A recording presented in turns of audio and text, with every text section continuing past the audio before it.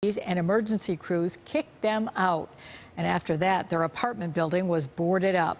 Call for Action's Al Vaughters has been searching for answers for these residents. He joins us now with the latest. Al? Well, Jackie, those tenants, men, women, and children, were put out in the rain. Their building was condemned and boarded up, and now 8 days later, they still don't know why they can't get back in. They put our stuff out in the rain.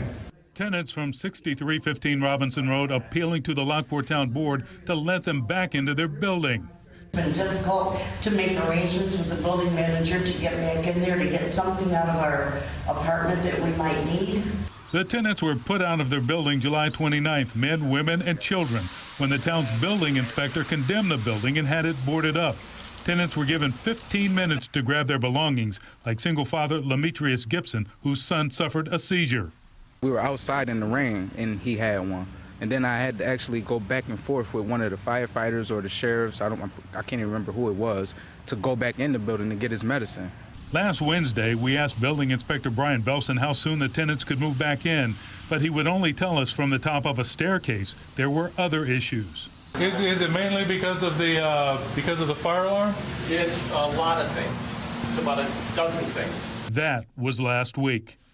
Today, we obtained what the town calls a notice of violations. 2 pages, 12 citations, not one lists a violation. For instance, every window, door, and frame shall be kept in sound condition, good repair, and weather tight. But it doesn't say which doors or windows were found to be defective. Some tenants aren't waiting.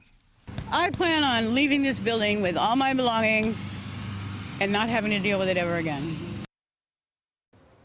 Now, the town board refused to take any action on behalf of the tenants last night, but we can tell you the owner of the property has fixed the biggest problem, and we'll have more on that coming up at 6. Al Vaughters.